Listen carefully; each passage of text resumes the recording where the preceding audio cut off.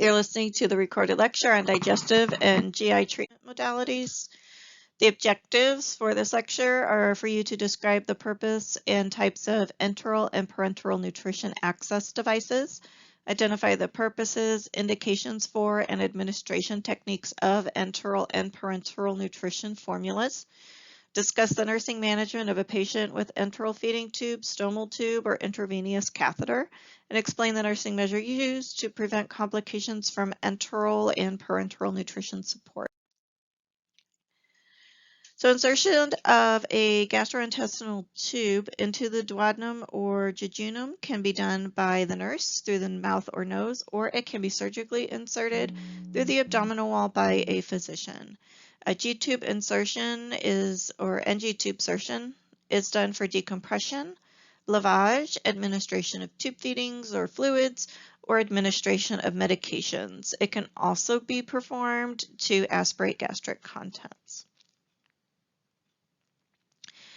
Tubes inserted for decompression are connected to a suction regulator and canister, and then the drainage is assessed for color, amount, and type. If you do have a patient that has an NG tube for decompression, keep that in mind if they need medications that are supposed to go in their stomach, because if you're pulling everything out of the stomach and then you give them the medication and turn the suction back on, they're not going to be able to absorb that medication.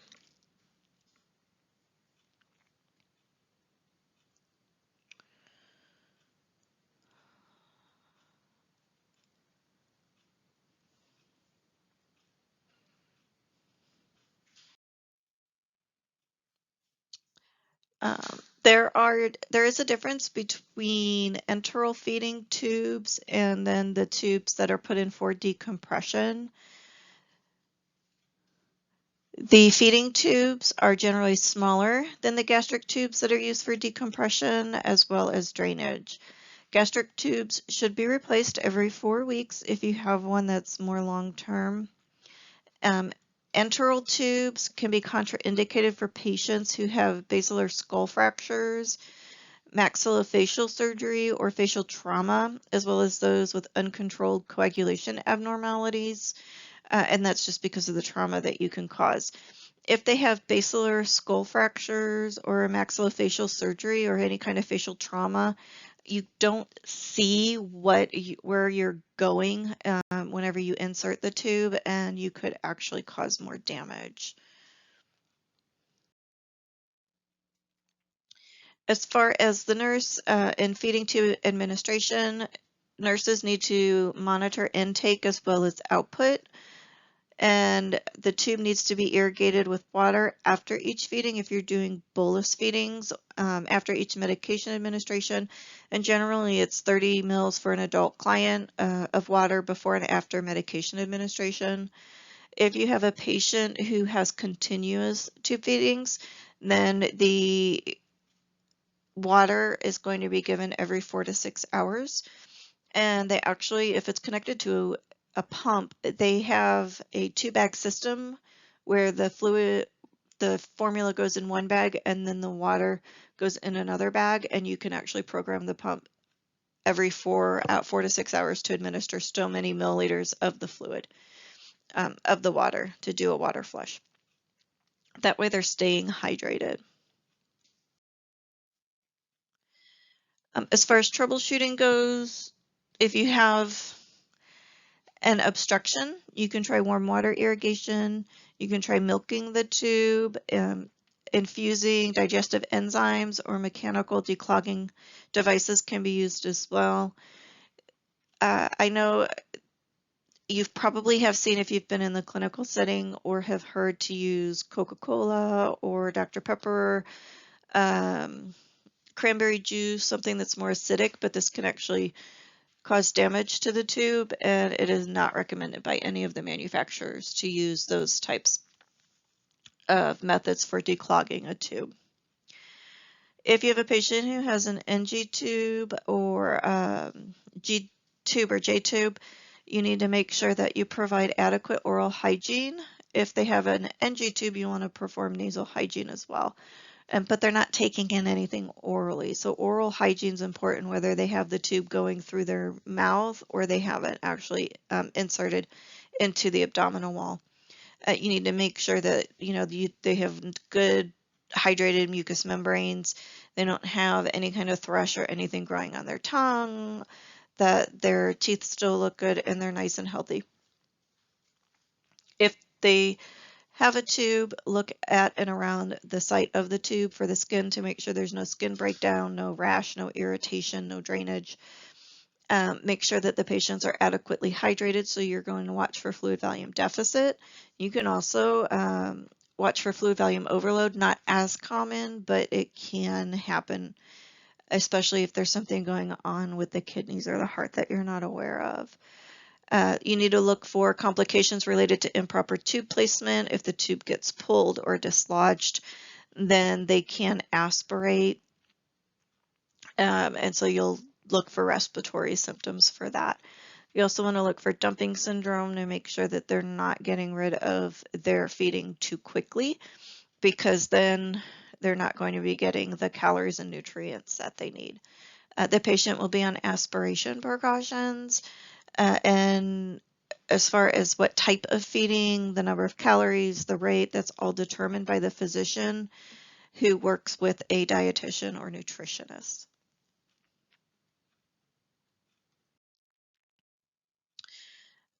Again, monitor for dumping syndrome. This can occur with feedings that have high osmolality, or if the feeding is administered too fast, or if the amount of feeding is larger than what the patient's stomach can handle. The patient will complain of feeling full. They can complain of nausea, vomiting, cramping, dizziness. They can be sweating, so diaphoresis. They also can have loose stools or diarrhea, especially after the feedings. Um, if it occurs suddenly and they are dispelling too much, if they're having diarrhea, or if it's causing a vasovagal response, then they can have dehydration, tachycardia, and hypotension. So it's something you really, really do want to look for. When you give tube feedings for aspiration precautions, your patient needs to be in a semi-Fowler position. The head of the bed should be at least 30 to 45 degrees, and this will reduce the risk of regurgitation and aspiration. If you think about it, if they have an NG or OG, then they have a tube that actually is going through that gastric sphincter, so it isn't able to close all the way. Aspiration is very much a risk for those patients. The patient, in addition to being in the semi-Fowler's position during the feeding, should also stay in that position for at least 1 hour after the feeding has ended. If you have a patient who has continuous feedings, there's mixed research on if it's necessary for their head of bed to be elevated at all times, or if you can pause the feeding and lower the bed, do the repositioning, and then elevate it back up again. But they're not getting a large amount generally. If they're on continuous feedings, most of the time it's because they can't handle those bolus feedings.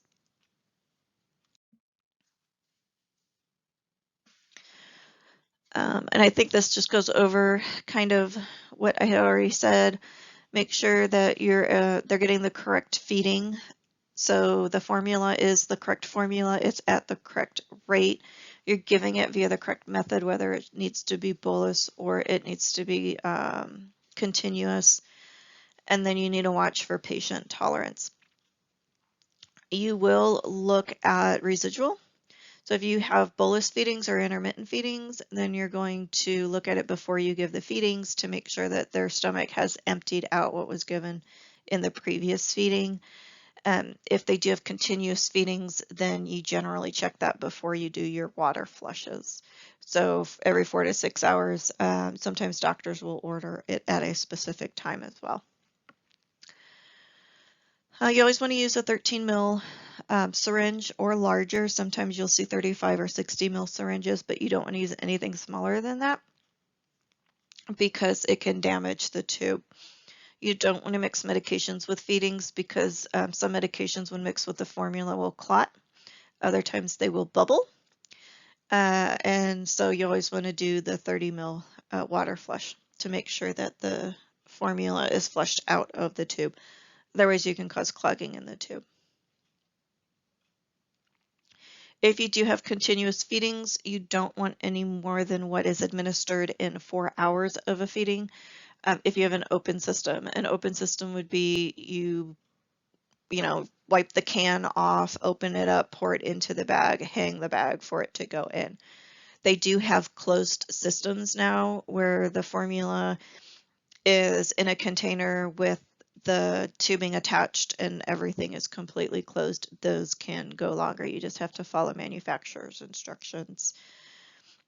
If you do have a feeding that is bolus and it doesn't take up the entire can, you can put the can in the refrigerator. You just need to make sure that before you're going to use it again, it needs to return to room temp. Don't give any cold formula or cold water into the stomach because it can cause cramping and pain.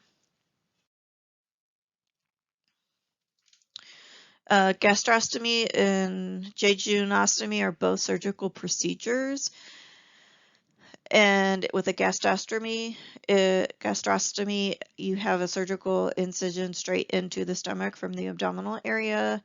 The jejunostomy is surgically placed into the tube goes into the jejunum instead of into the stomach.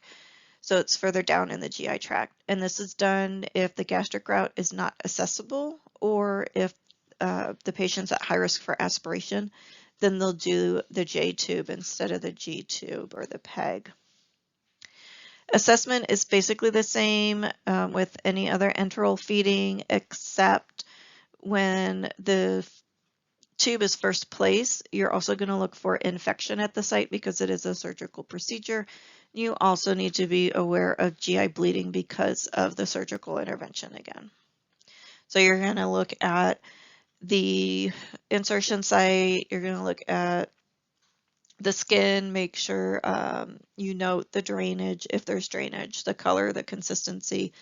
The tubes are generally sutured down initially. They don't always stay that way.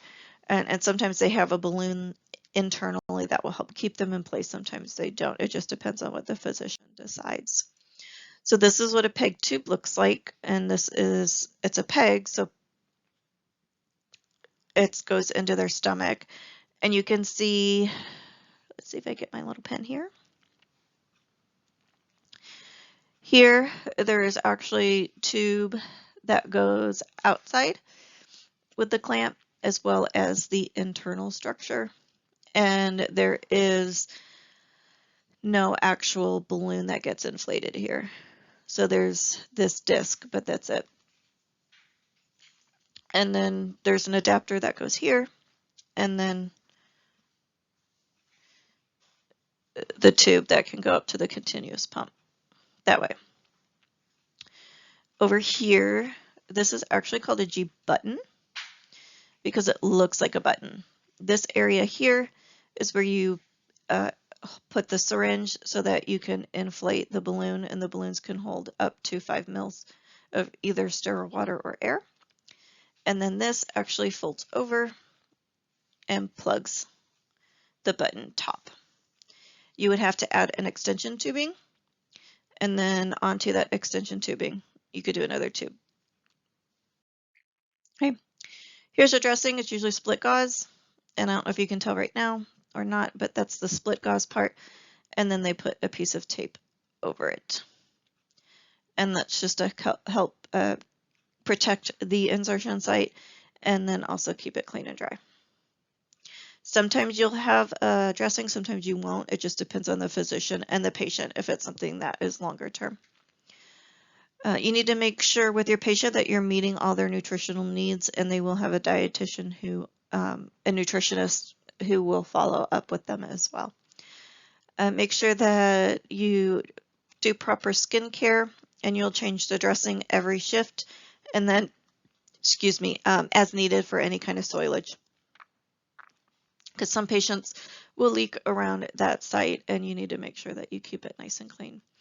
Your patients who are alert and oriented can have body image issues whenever they have the tube or the button, and they'll feel like with regular clothes people can see it, so you can work with them on how they can tape it down so it's less visible. Don't wear tight-fitting clothing because obviously that's going to show it more. There are things that they can do to try and hide it.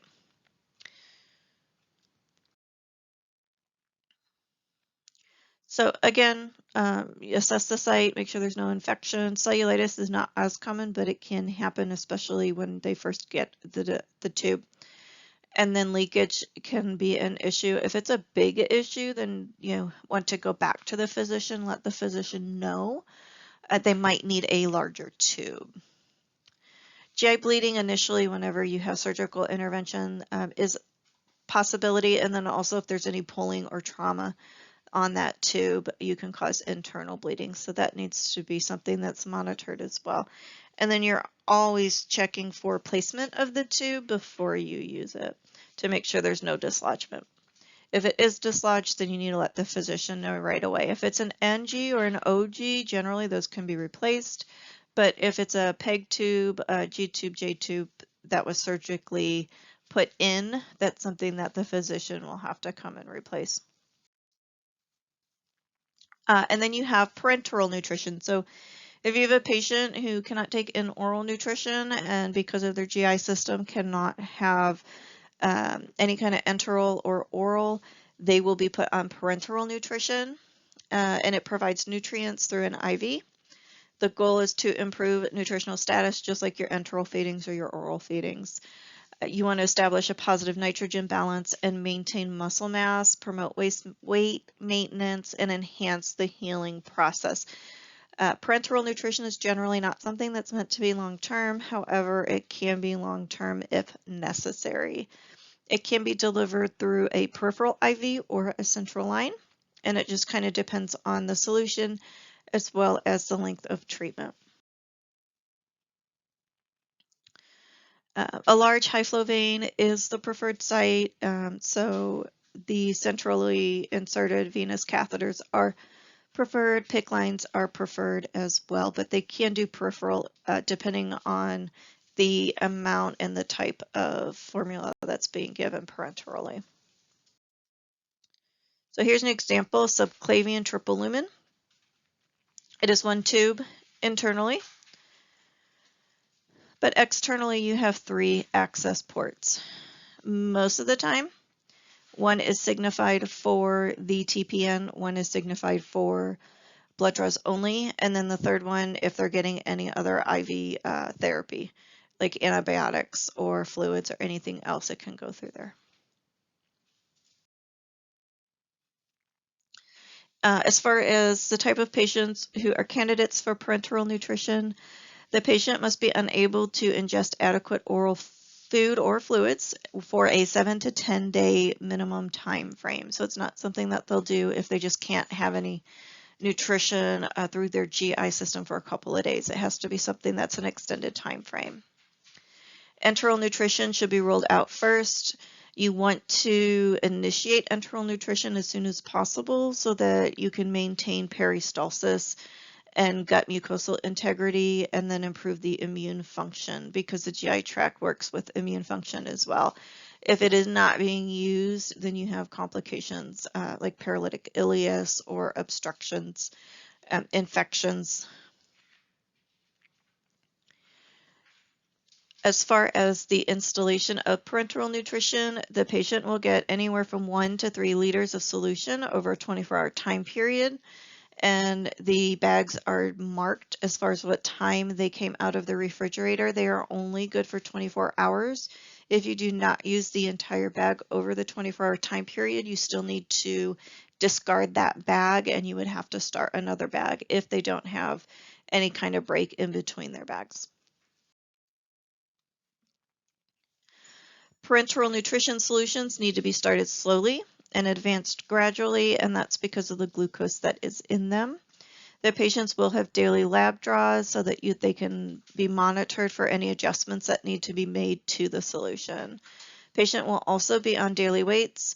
They'll be on strict intake and output monitoring. They will be on blood glucose checks whether they are diabetic or not, and that's because of the glucose that's put in the solution. They'll have a BMP, a CBC, carbon dioxide magnesium, phosphorus, and triglyceride checks, especially if they're getting the lipid soluents as well. There are potential complications. Air embolism or pneumo is always a potential complication, especially if you have the centrally inserted line. If you are putting air instead of fluid into either the IV line itself or whenever you are flushing the IV, if there's air still in the syringe and you inject that into the patient, that's always a possibility as a complication. Clotting, they use heparin flushes to help prevent clotting, but some devices do not require heparin flushes, but those platelets and red blood cells really like to stick to the very end of that catheter, and that's when the clotting, that's usually where the clotting takes place. Sometimes the catheter can get displaced or dislodged. Usually that's because someone pulls on the catheter itself. If that happens, the physician needs to be notified. They'll order an x-ray to make sure that the placement is still appropriate. If it's not, then the physician will have to come in if it's a centrally inserted catheter. Clepsies are limited because we use sterile technique whenever we change the dressing. And dressings generally are changed at least every 7 days. They can also be changed if the dressing becomes loose or it becomes soiled. It's inspected every shift by the nurse to make sure that there's no signs of inflammation, redness, swelling, or drainage or tenderness at or around the insertion site. And then you're looking at the dressing integrity itself. It is an occlusive dressing that you can see through, and sometimes they have some sort of biofilm that they add to it, or they'll do the discs right at the insertion site to help prevent bacterial growth. Sepsis is always a possibility whenever you are giving anything through the IV. So before you start the parenteral nutrition, you need to look and make sure that it's not cloudy, there's no floaters or anything that would show that there is bacteria in the bag itself. And then strict aseptic technique whenever you are connecting the tubing to the catheter. And then you don't want to disconnect any more than you absolutely have to, because every time you disconnect the catheter and the tubing, you're increasing the chance of bacteria being introduced directly into the bloodstream. The patient will go septic pretty fast. Hyperglycemia and rebound hypoglycemia are potentials because of the solution mix, since there's glucose added, but there are ways to help prevent this. So you start the solution at a gradual rate, and then whenever the solution needs to be discontinued, that's done gradually as well, so that the body can adjust to the decreased levels of glucose. If the solution is abruptly terminated for whatever reason, you can give isotonic dextrose for the next 1 to 2 hours to help prevent the rebound hypoglycemia. Sometimes the pump isn't programmed or properly, and so they're not getting their slow decline, and then other times you notice that there's an issue with leakage, or something happened to the line and it got clipped, or you're noticing that solution is becoming cloudy and you have to stop it abruptly. So you still want to make sure they're getting that sugar water. Preventing infection, strict aseptic technique whenever you're disconnecting and connecting the tubing. Sterile technique for all dressing changes. You have to wear a mask. The patient has to wear a mask. You want to turn off any fans or any type of moving airflow as much as you can, and close the doors. Don't let anyone in or out until you are done. I generally have them look away as well, because when they're breathing, they can breathe and have some of that air go around their mask. As far as patient education goes, the patient needs to know why they're getting the nutrition. Parenterally, they need to know why they're not getting it orally, and why enteral is not something that is a possibility either. They need to be educated on if they're getting a central line, what that central line is. If they have a peripheral line, it's generally dedicated to the parenteral nutrition, and it won't be used, so they might need more than one line. They'll need education on that. Dressing changes, flushes, everything needs to be told to the patient. The patient needs to understand what's going on with them. They also need to understand complications and actions. That's not necessarily your job initially, that's the physician's job, but it is your job to understand those complications so you can look for them. You can verify that the patient understands what they need to look for, and the family members as well, especially if they're going to be going home on TPN. Excuse me.